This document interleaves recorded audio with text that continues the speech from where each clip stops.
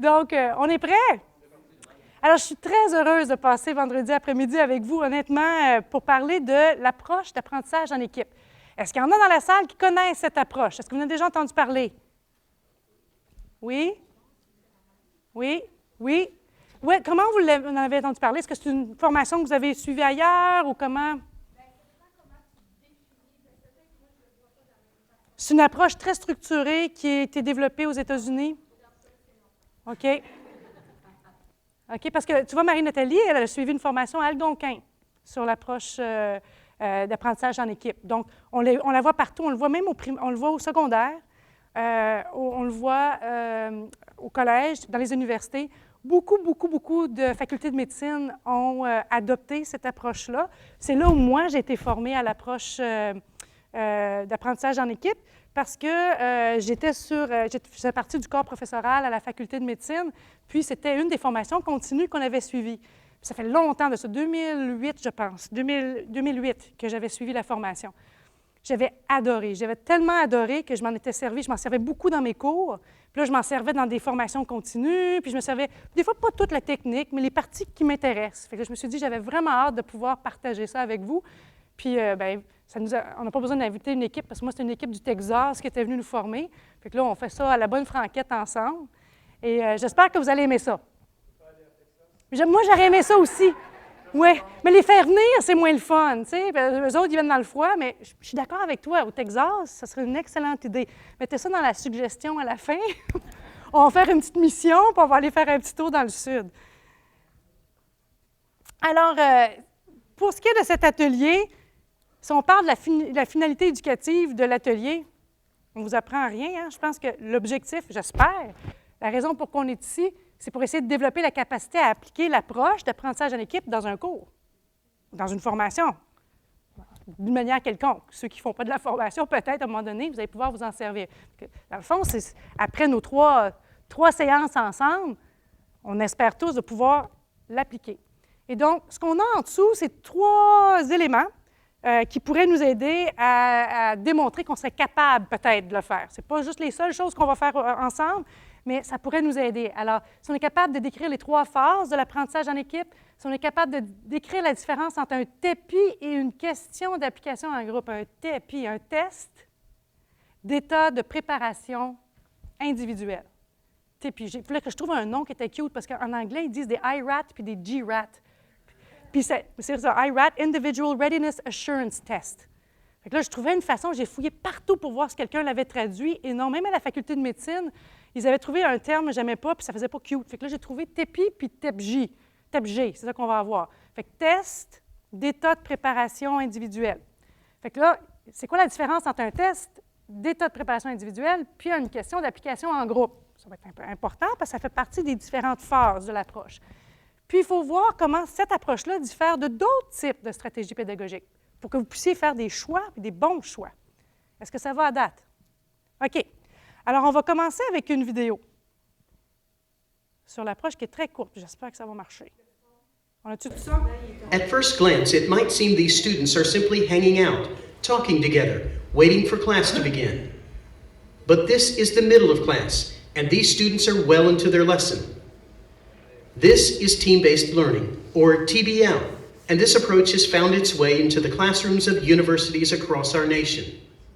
Dawn McKinney uses team-based learning in her computer science classes at the University of South Alabama. I think one of the most important things about team-based learning that I've noticed with students is the student engagement. They are alive, they're talking, they're communicating, they're thinking. While teams and collaborative learning have been around for a long time, USA's team-based learning program follows the design of Larry Michelson, largely regarded as one of the pioneers of TBL. The program is characterized by 4 specific components. The first component is the division of the class into diverse, balanced, permanent teams. When we got to class the first day, she divided the class into 2 teams, and half of us sit on one side of the room and the others sit on the other side of the room, and we learn in groups. Another component is the readiness assurance process.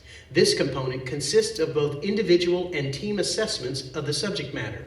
With team-based learning, they have this readiness assurance process that forces every team member to be prepared because they're taking a test. A third component of TBL is inclusion of application activities, where teams work on specific problems. Today we were going over a question we had last week, a problem we had been solving, and we realized there were problems in it. So we were making new designs to try and fix it, and each team got to come up with their own design, and then the teacher and her assistant came up with theirs as well. And so we got to post them on the board, and then we picked parts that we liked, and that might have been better than ours. The fourth component is peer evaluation, where students get to evaluate each other's performance. Nobody wants to be that one person that didn't do the reading or didn't do the work. So we all try to come in and, everybody wants to contribute. And that way you're encouraged. It's almost like peer pressure, forcing you to learn. Ms. McKinney has been using collaborative learning approaches for years and finds team-based learning a valuable and effective model.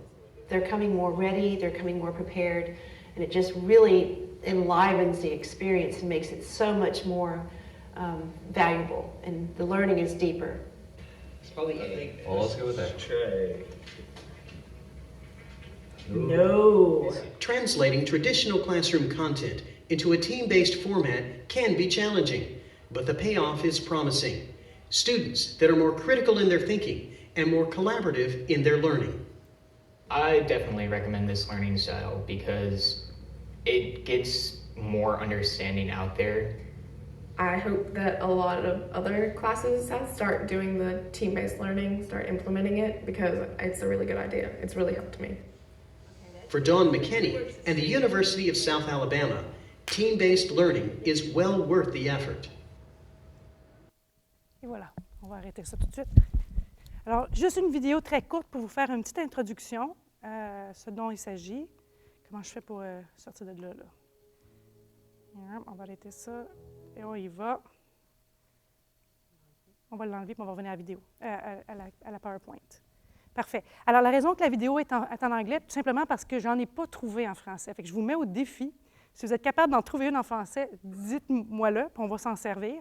Parce que, étant donné que c'est une technique qui a été développée, ça fait déjà plusieurs années aux États-Unis, il n'y a pas de documentation ou de vidéos en français qui ont été créées. Puis même à la faculté de médecine, parce que je faisais partie de l'équipe qui formait les autres professeurs à l'utilisation de la technique, on le faisait sans vidéo, sans rien. On avait traduit nos affaires, puis on l'expliquait en français. Ce n'était pas un problème. Mais je n'ai pas d'outils visuels en français. Je n'ai pas d'article non plus en français. Et ce que je vais pouvoir vous proposer comme documentation d'appui, articles et compagnie, c'est tous en anglais parce que la langue de publication des études scientifiques dans le domaine sont en anglais. Mais si vous en trouvez une, dites-moi-le. Puis si on aime beaucoup la technique, peut-être qu'on peut s'en créer une vidéo, nous, à la Cité, en français. On sera la première vidéo en ligne. Alors, c'est peut-être un projet qu'on pourrait faire ensemble. Mais c'est la raison pourquoi vous avez quelque chose en anglais pour cette vidéo. Est-ce que ça va? OK. Je veux juste revenir rapidement sur les 3 phases, juste pour vous remettre. Eux en ont parlé de 4, mais ça dépend qui vous lisez. Il y en a qui vont mettre 8, il y en a qui vont mettre 6, parce qu'il y a différentes étapes. Mais à la base, il y a vraiment 3 phases. Il y a vraiment la préparation que l'étudiant fait avant le cours, OK? Fait que c'est une étude individuelle. Ça peut être une vidéo, ça peut être un texte, mais il faut que ça soit assez substantiel. Après ça, il faut qu'on vérifie l'état de préparation. Alors, ce que vous avez vu dans la vidéo, c'est le test individuel. Tu sais, tantôt, je parlais du TEPI puis du TEPG, c'est ça. Tu as le test individuel, le test de groupe. Et il y a un processus d'appel. Alors, les étudiants peuvent faire appel aux réponses s'ils jugent que la réponse qui est proposée, qu'une des autres réponses pourrait faire l'affaire. Mais là, à ce moment-là, il y a comme un feuillet qu'on leur demande de remplir avec preuve à l'appui. Alors, c'est super bon. Point de vue critique, ils sont capables de fouiller dans les livres puis trouver une réponse. Puis s'ils sont capables de justifier pourquoi une autre réponse serait bonne, on leur donne le point. Donc, ça les force à aller chercher l'information. Fait que ça, c'est le droit d'appel. Et ensuite, tu as la rétroaction du professeur par rapport aux éléments qui ont été moins bien saisis par le groupe. Ensuite, on passe à la phase 3. Puis la rétroaction du professeur est vraiment à partir du droit d'appel jusqu'à la fin de la phase 3. La phase 3, c'est une application de concept, une étude de cas, par exemple. OK? On va en faire une ensemble. Alors, ça, c'est les 3 phases. Ce que la vidéo vous montrait, c'est l'étape après, qui faisait partie de l'évaluation, c'est-à-dire l'évaluation par les pairs. Ça, on va en parler la semaine prochaine. OK? Alors, ce qu'on va faire ensemble, parce que nous, on va le faire, je ne vais pas vous enseigner la technique, on va la faire, la technique. Puis vous allez apprendre les concepts de cette manière-là. Donc, ce qu'on va faire ensemble, c'est la préparation avant le cours. Fait que dans le fond, ma petite vidéo de 3 minutes 24, ça, c'était ma préparation, vu que je ne vous ai pas donné de devoir à faire avant. Fait que là, vu que je ne vous ai pas donné de devoir, on en a fait un petit peu ensemble, une petite vidéo. OK? Ça, c'est l'état de préparation. Et on va faire, c'est la préparation avant le cours. Ensuite, là, on va faire l'état de préparation ensemble. C'est ce qu'on va faire dans la prochaine heure. La semaine prochaine, on va travailler plus sur la phase 3, puis on va revenir sur la phase 2 s'il y a des éléments que vous avez des questions. Troisième semaine, là, on va travailler ensemble par rapport à vos cours. Ça va?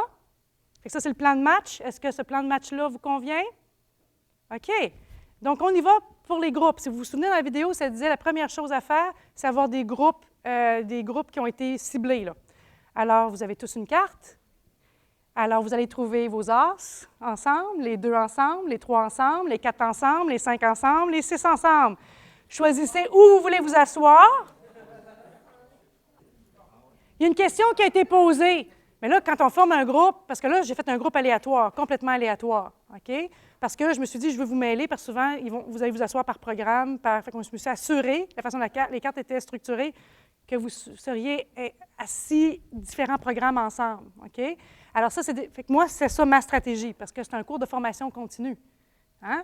Mais si on parle en salle de classe, il y a différentes stratégies que vous pourriez utiliser selon ce que vous voulez faire. Alors, vous pourriez, par exemple, décider de jumeler des étudiants qui sont indirects avec des étudiants qui sont directs du secondaire, parce que vous voulez différents types d'expériences ensemble. Ça pourrait être parce que vous connaissez déjà la force de vos étudiants puis vous voulez équilibrer vos équipes. Vous pouvez carrément assigner les groupes. Vous dites, vous asseyez là. Et si vous allez sur Google puis vous faites juste Team-Based Learning vidéo, là, il y a comme une panoplie de vidéos que vous pouvez voir. Puis il y en a que c'est des vidéos sur comment former les groupes. Puis là, vous les voyez. Puis des salles, vraiment des amphis, là, avec des meubles qui ne bougent pas. Puis il y en a que c'est des petites salles bien cute, avec bien fancy, pour faire des groupes. Ça dépend de l'installation. Mais cette approche-là, ça ne te dérange pas.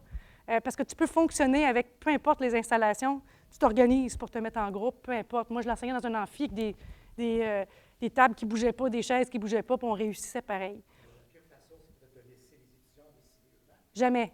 Pas pour le Team-Based Learning. Parce que ce qui arrive, c'est que les amis se mettent ensemble, mais tu n'as pas équilibré les forces. C'est important parce que ce sont des groupes permanents. Ça va? OK. Là, maintenant, vous avez une activité à faire. Timer tout de suite ou une activité là-dessus? Non, on va mettre dans un instant. OK. Alors, vous allez voir dans votre petite pochette, vous avez des feuilles, hein, ils sont toutes attachées avec une petite trombone. Vous allez prendre la première feuille sur le dessus. En espérant que vous ayez tous un stylo. Est-ce que vous avez tous un stylo? Sinon, on a des crayons. Individuellement, vous allez remplir les questions qui sont là. Une fois que vous avez fini de répondre, vous allez faire ça avec votre feuille, vous allez me la lancer en avant. C'est votre chance d'essayer de me frapper. Allez-y. Je vais vous l'envoyer en avant ici. C'est bon? Vous avez, on fait ça rapidement. On vous donne 2 minutes pour répondre, très rapidement. C'est bon? 2 questions. Très rapidement, ce qui vous vient à l'esprit.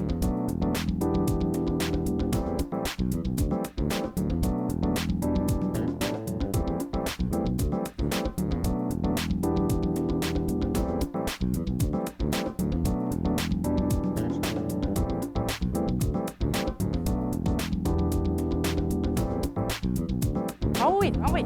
Lance-moi ça en avant. Vas-y! Voilà! OK, le coup. C'est le temps, là. Lancez-la. Oh! Non.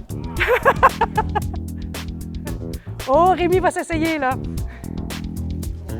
Il vous reste 1 minute 21 secondes. Dépêchez-vous! Oh!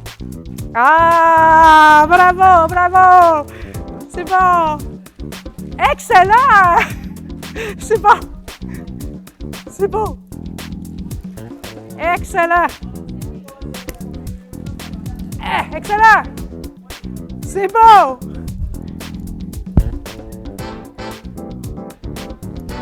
Il vous reste 53 secondes. Hey, oh, c'est bon! Hey, on a joué de baseball en arrière, là.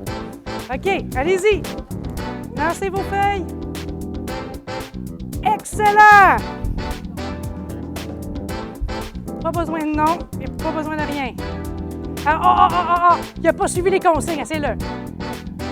OK. Avez-vous toutes lancé vos feuilles? 26 secondes. Oui, fais-y ça. Taponne-y. Taponne-y. Est-ce qu'il en reste? Alors, vous allez vous lever. Vous allez tous venir chercher un papier. Puis vous retournez à votre place. C'est un qui était en fait. Parfait.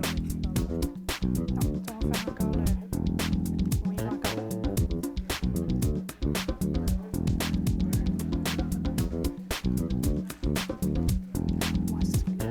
Moi, on va mettre du temps.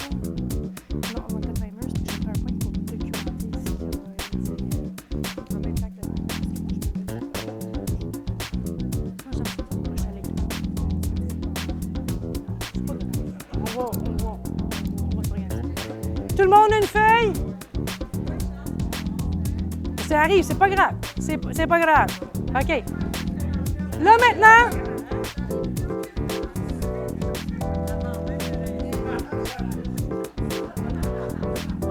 on est prêt? Écoutez bien les consignes.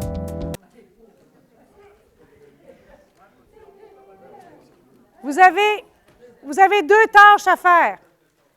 La première, c'est de vous trouver un nom d'équipe. La deuxième, c'est de faire un résumé de l'information que vous avez reçue en équipe pour dire c'est quoi les points clés que vous allez ressortir. Fait que vous regardez ce qui est écrit sur les feuilles, vous allez faire un résumé. Puis tantôt, on va faire un tour, puis vous choisissez un porte-parole qui va partager avec le reste du groupe les grands points que vous avez soulevés à partir de ce que les gens ont écrit. Ça va?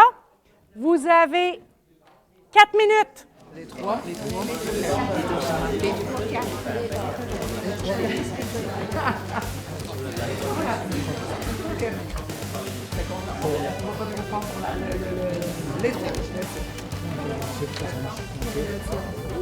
OK, sommaire maintenant. Première, moi j'ai les intervenants en équipe. C'est très rapide. Vous avez 3 minutes 36 secondes. Faites le résumé. On les met sur ça. Pas sur les autres feuilles, non. Tu peux prendre une autre feuille que vous avez ou vous pouvez... Ah oui, tu as raison. Oui, tu as raison. Vous avez une feuille, pardon. J'avais été plus brillante que je pensais. Je vous ai fait une feuille sommaire que vous pouvez écrire la réponse dessus. La prochaine feuille dans votre paquet, vous avez une feuille sommaire, j'avais oublié. Oui, je m'étais organisée, puis... C'est la stratégie en classe, parce que ça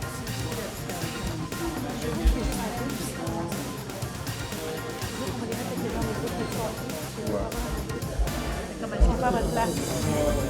C'est l'améliorer le travail dans ce cas-ci. L'équilibre avec le dernier groupe, au fond. Ça va être le groupe permanent, oui. On vous a jumelé. Je ne sais pas trop ce qui est arrivé, mais c'est pas grave. Merci pour votre flexibilité. Je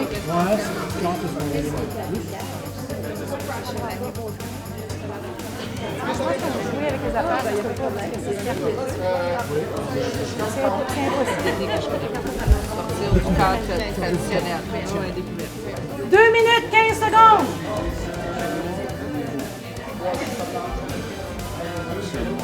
Moi, j'ai comment amené à faire plus concret que pour appliquer. Moi, j'ai processé une leçon d'animation.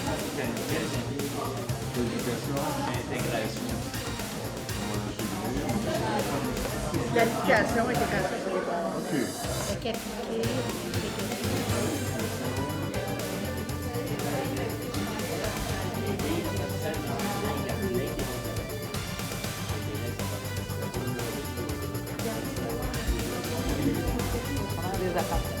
Moi, j'ai outils concrets pour travailler d'équipe, c'est comme des trucs. Concret, stratégie, outils, stratégie. Façon différente d'acquérir des connaissances. Oui. Façon de maintenir un haut taux de rétention.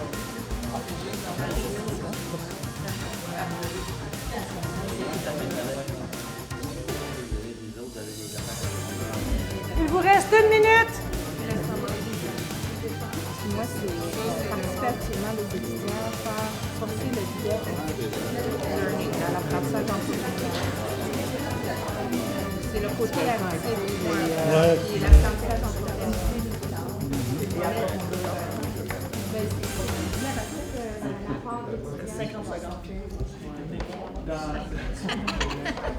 Dans l'ordre, c'est sûr, là, mais j'irai avec la planification au départ, l'application de l'intégration ensuite. Ben oui. Parce que l'intégration va se faire une fois que la connaissance est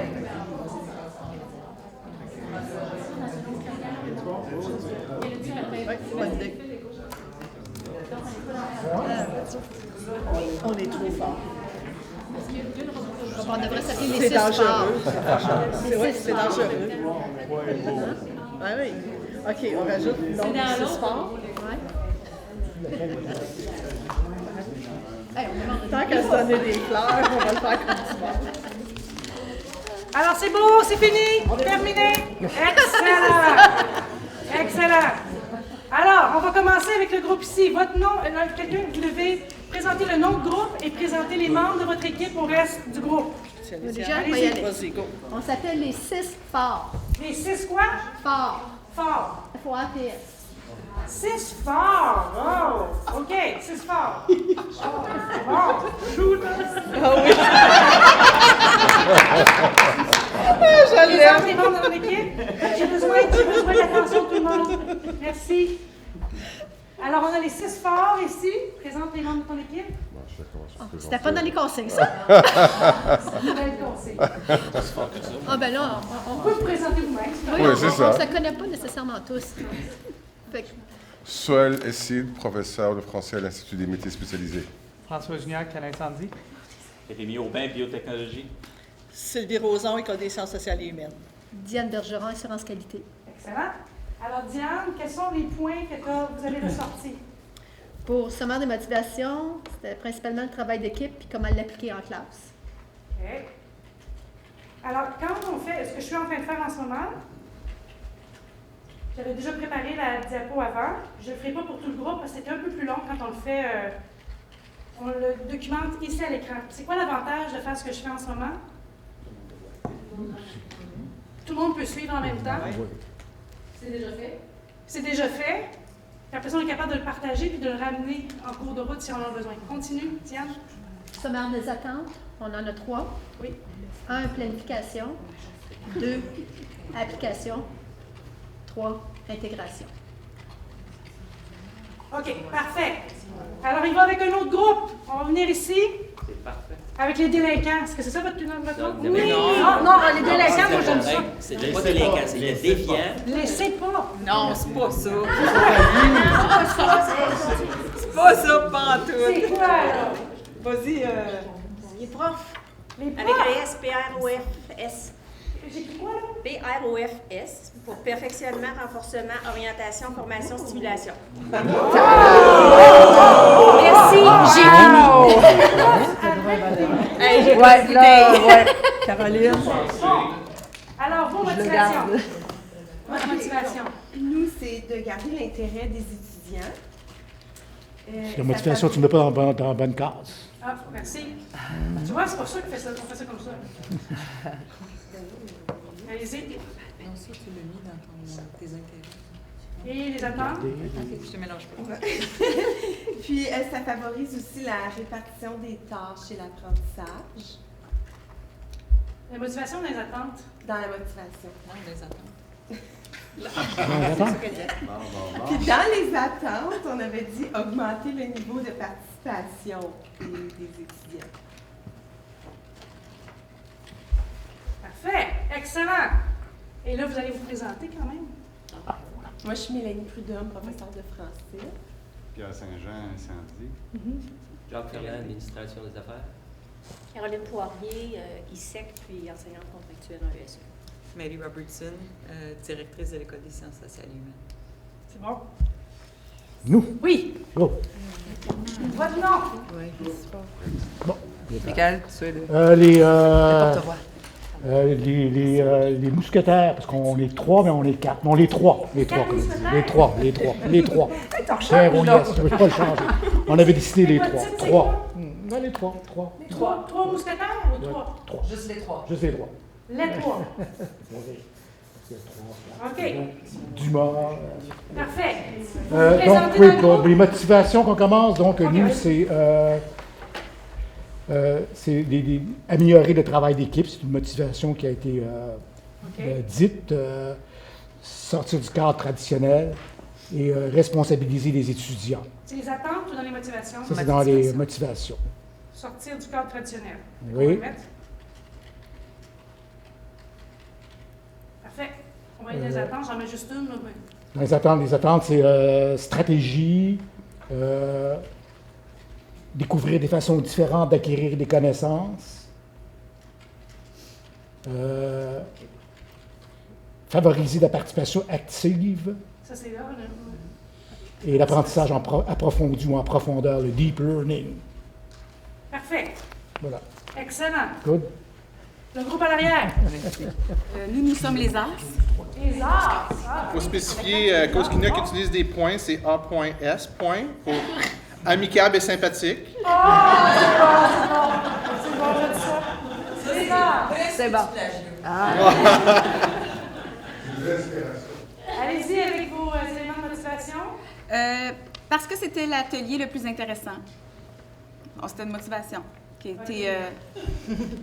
était sur 2 feuilles. La pression n'est pas forte peur. OK, parfait. Pour apprendre une nouvelle stratégie d'enseignement dans les motivations. Oui. Puis parce que c'est en groupe.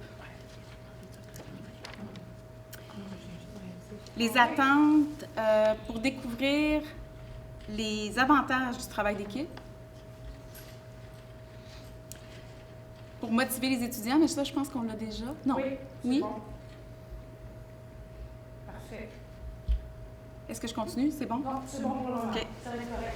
Vous pouvez présenter les membres du groupe. Je pense qu'on n'a pas présenté les membres ici. On va revenir. Allez-y, présentez les membres du groupe. Moi, c'est Isabelle, professeure de français. Oui. Moi, c'est Éric Lévesque en paramédic. Oui. Marielle Lafont, administration des affaires. Oui. Jean Lebel, électronique. Maria, programme électroneurodiagnostic. Excellent. Ici. Nancy, en technique des services policiers. Marie-Josée Télène, assistant ergo, assistant physio.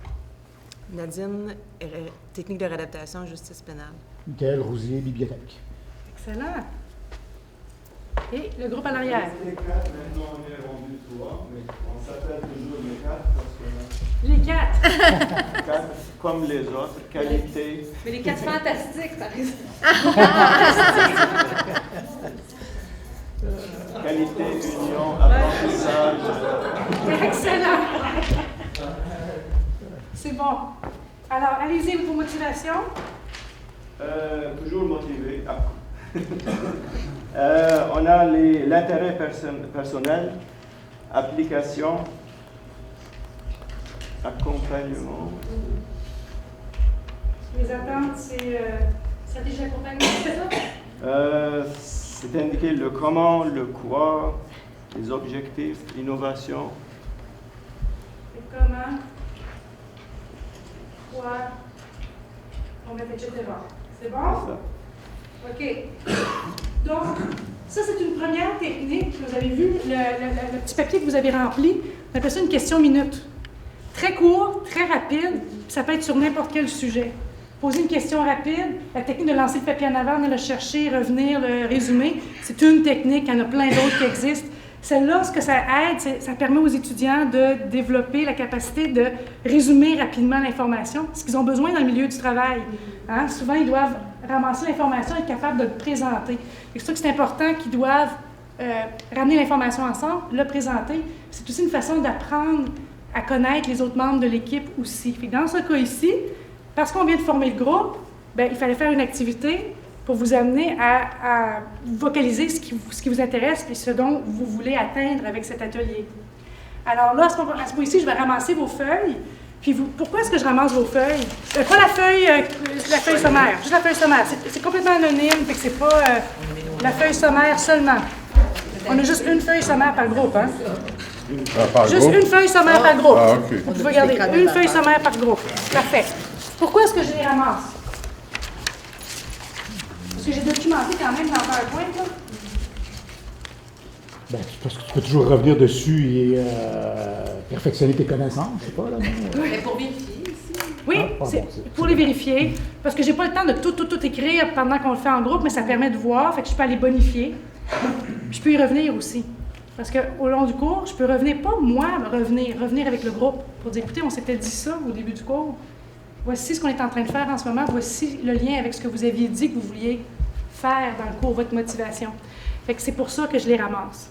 C'est beau? Si on a un grand groupe et on commence avec quelques feuilles, pas quelques équipes qu'on prend les idées, mais on ramasse les feuilles, est-ce qu'on peut revenir la semaine après avec une phase 2 de cet atelier-là? Absolument. Parce que des fois, on a des grands groupes, c'est difficile, comme tantôt le vidéo que vous nous avez montré, c'est plus petite classe. Oui. Mais là, quand on a des grandes, le défi, c'est ça, c'est qu'on pourra probablement pas utiliser tout le temps, fait qu'on peut revenir avec une phase 2. Exactement.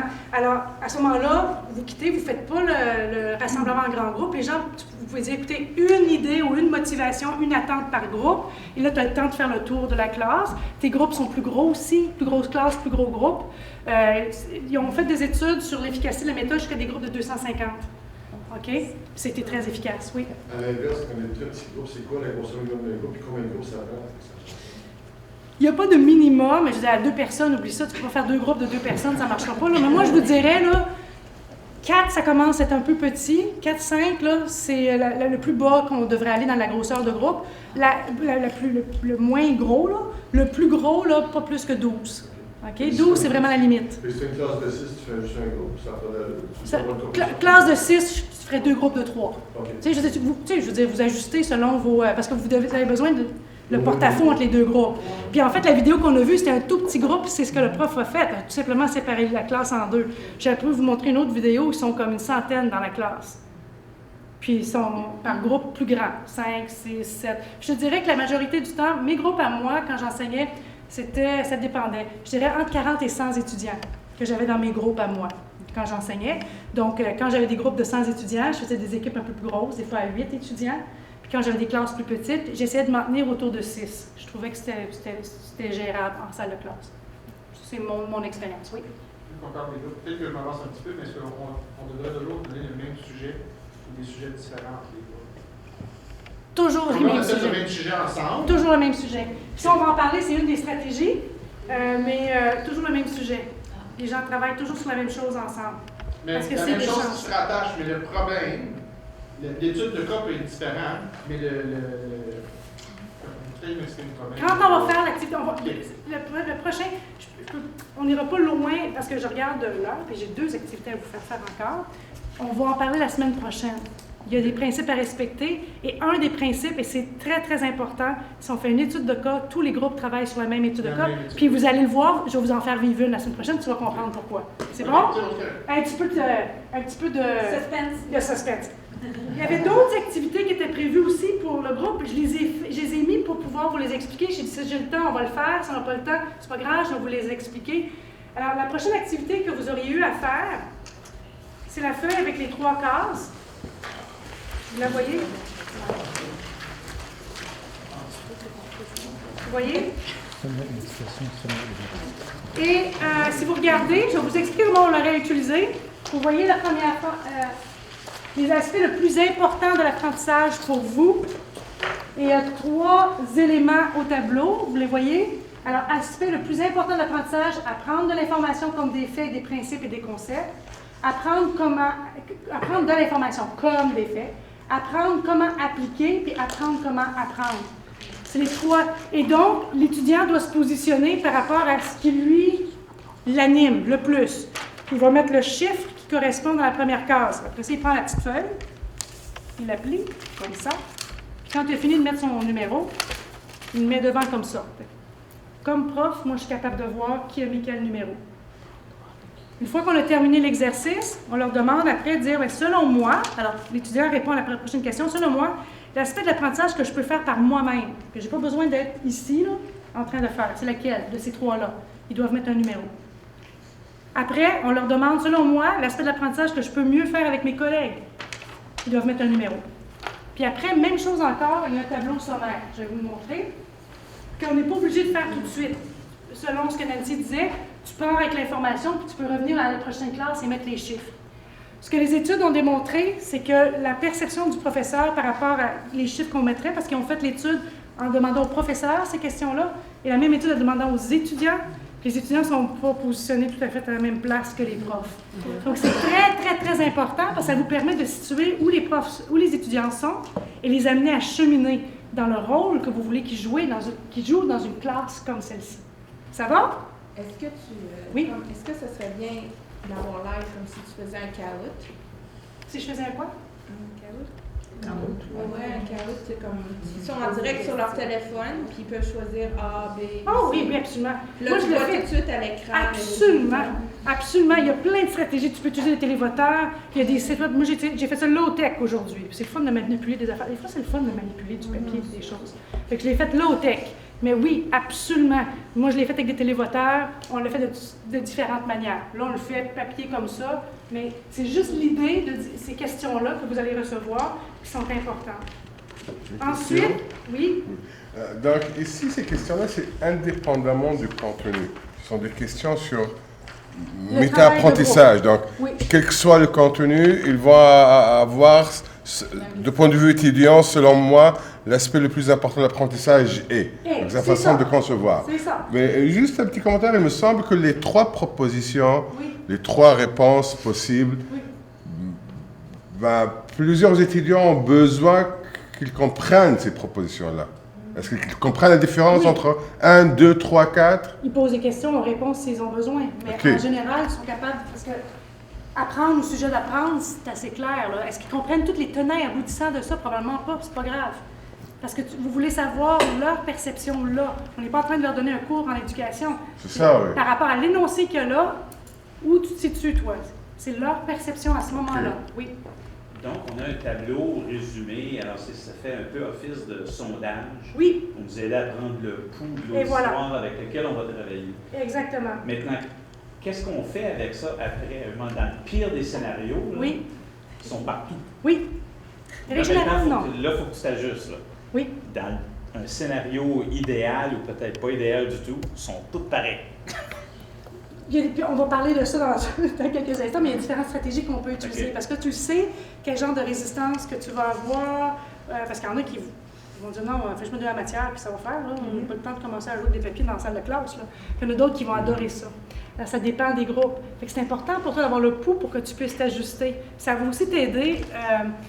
Ça va aussi t'aider avec le temps. Vous allez voir, la façon dont moi je pondérais certains cours, par rapport aux notes que j'attribuais, avait changé avec le temps selon les perceptions que j'avais perçues les étudiants. J'avais changé la manière dont je pondérais mes choses pour justement susciter l'engagement dont j'avais besoin pour que ça fonctionne. On va en parler. Ça va? Parce que je veux passer à la prochaine activité, on va avoir du fun. La prochaine activité qu'on peut faire, encore là, tout ça, c'est par rapport à former le groupe. La prochaine activité, c'est la même. J'ai choisi d'utiliser la même technique que tantôt, le minute paper. Tu sais que on le fera pas, là, mais c'est les étudiants remplissent des questions par rapport à leur rôle, le rôle du prof, le rôle de leurs collègues dans le groupe. Encore une fois, c'est pour mettre la table sur ce qui est attendu de chacun. Parce que souvent, on ne prend pas le temps de faire ça. Puis après ça, tu as des membres du groupe qui ne font pas leur job, puis tu as l'étudiant qui pense que ce n'est pas son rôle. Donc là, c'est pour mettre au clair les rôles. Même chose encore. Vous remplissez, l'étudiant remplit l'information, on peut faire une petite boule, il lance en avant, ils font un résumé, ils rapportent l'information. On peut faire un tableau, encore une fois, pour la prochaine classe, si on veut pouvoir partager l'information. Pourquoi faire tout ça? Parce que la formation du groupe a été démontrée comme étant un des aspects les plus importants quand on veut faire travailler les étudiants en équipe. Que vous voulez utiliser la technique ou pas, là, que vous voulez faire autre chose en groupe avec vos étudiants en salle de classe, là, c'est une bonne technique, ce sont des bonnes questions à poser. Ils ont été évalués et testés. Et ils ont démontré que ce genre de réflexion-là, la réflexion par rapport à ce qui me motive, quelles sont mes attentes, quelles sont les attentes du groupe. Où est-ce que je me situe par rapport à ma perception de ce que c'est apprendre, puis quel est mon rôle, est très important pour que l'étudiant puisse fonctionner dans son groupe pour le reste de la classe. Puis surtout dans un collège comme nous, où on a une grande diversité d'étudiants, par rapport à leur niveau de formation avant qu'ils arrivent, par rapport à leur origine, c'est très important de mettre cette table-là avant de commencer. Ça va? Fait que là, mettons qu'on a fait tous les... Il faut prendre le temps. Ça peut prendre tout un cours pour pouvoir vraiment bien installer les affaires. Oui? Comme c'est très long, justement, est-ce qu'on peut le faire pour tous nos cours? Parce que mes cours sont homogènes. Si on a un cours avec moi, ils ont 5 cours ensemble. Oui, oui, tu peux le faire. Et le faire pour toutes les cours. Oui, tu pourrais former ton équipe. Tu dis, dans mes cours à moi, c'est toujours les mêmes équipes pour tout le... Pour les cours de tout le programme. Puis encore là, je veux dire, je vous partage la technique telle qu'elle a été étudiée dans l'étude. Si vous dites, mais je vais en faire la moitié, c'est votre choix, là. Tu sais, allez chercher ce que vous voulez. Mais je sais que cette partie-là, par expérience, moi, j'avais escamoté souvent la partie où on a eu le temps de commencer à travailler, à former les équipes, et ça a un impact. Puis quand je prenais le temps de le faire, j'avais un meilleur résultat en salle de classe. Fait que c'est pour ça que je voulais le partager avec vous. Mais là, on est prêt pour faire un premier TEPI. Ah, êtes-vous prêts? Alors, individuellement, vous allez prendre le quiz qui est là, en jaune, et vous allez le remplir seul. Vous ne parlez pas à vos collègues. Vous le remplissez. C'est bon? Et on va vous donner, on va faire ça rapidement, on vous donne 5 minutes. Allez-y. Si vous avez terminé avant, on va finir avant. Une bonne réponse par question. Une réponse par question, c'est tout. Pas le choix, faut que tu te positionnes. Le plus rapidement possible. Je vous ai donné 5 minutes, mais si on peut le faire plus vite, allez-y, on peut le mettre en 2 minutes. Mettez la première réponse, il n'y a pas de point. Mettez la première réponse qui vous vient à l'esprit.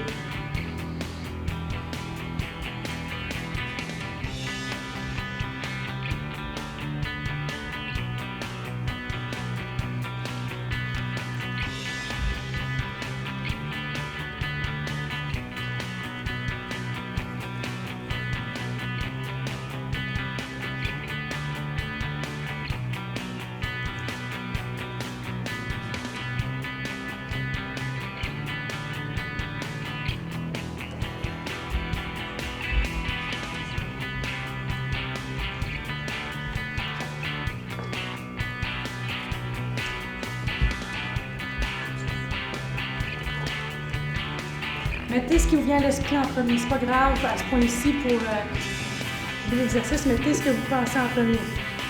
Ce qui vous vient à l'esprit. C'est une autre étape à cette activité-là pour avoir la chance de vraiment réfléchir à très bien à une réponse.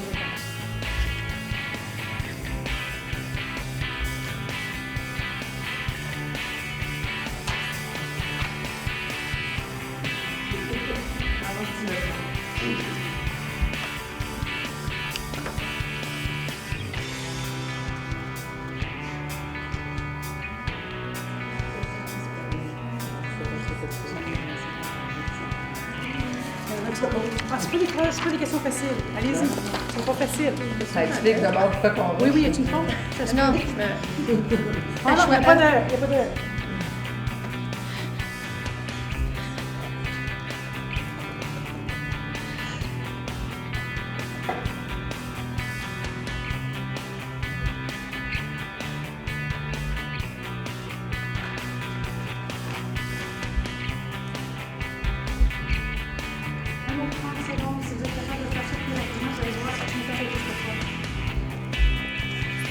Les 2 pages ou juste? T'as les 2? Pardon? C'est des pages, oui. J'ai une question. Une question en tout.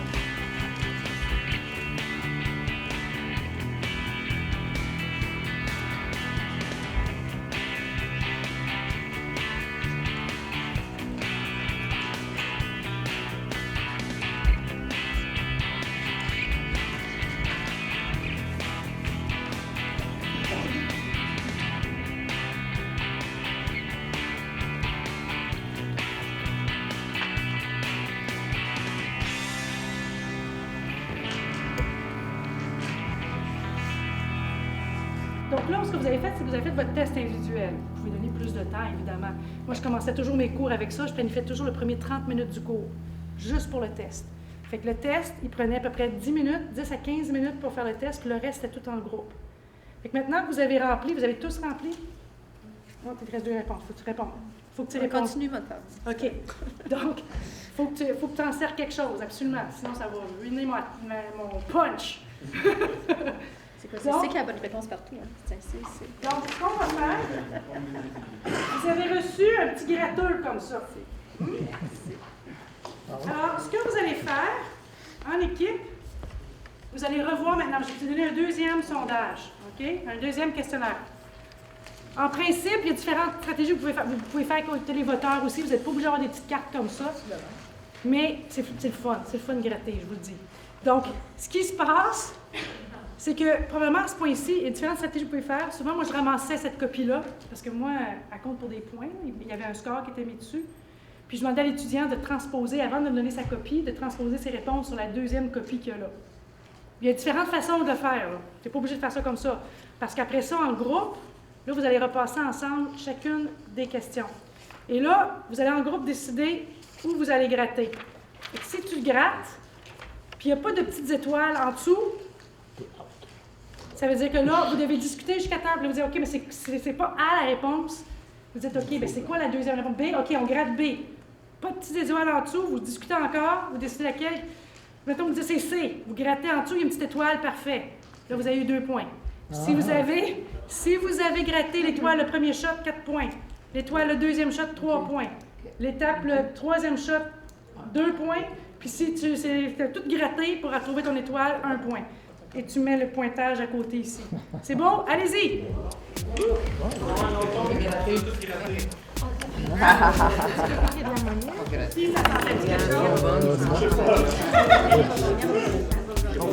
Question. Donc, le premier, vous avez répondu quoi? D. Moi, j'ai D aussi. Ben, c'est ça, ça va être ça. Moi, j'avais écoute, les dernières, là, ça va être intéressant à voir, là, parce que j'ai stocké, puis je vais trouver whatever. On va avec D.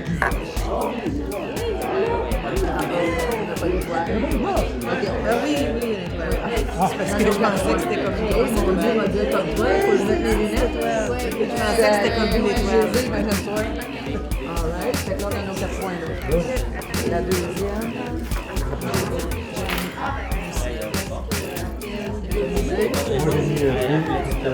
Les 2 A.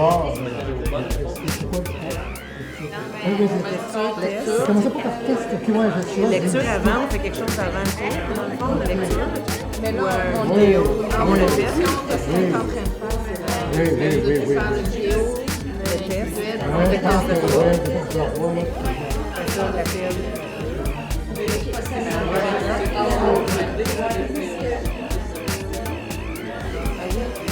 Elle change de place.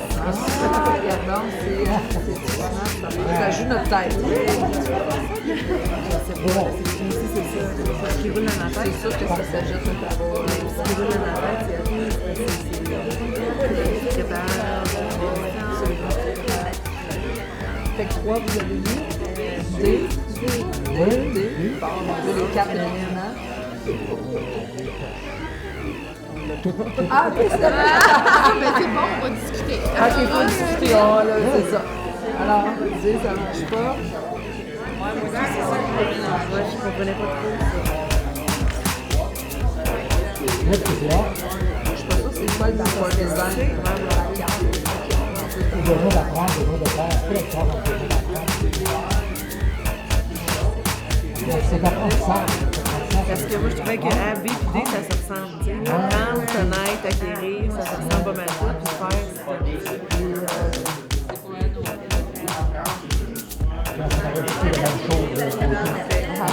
c'est apprendre. Dans le mot, il y a l'apprentissage, dans A, il y a le mot apprendre.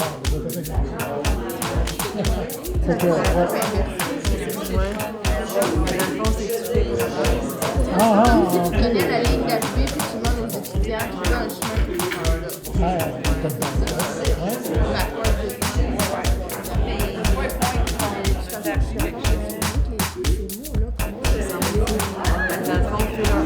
Faire, les gens à faire, les applications. Parce que c'est combien sur la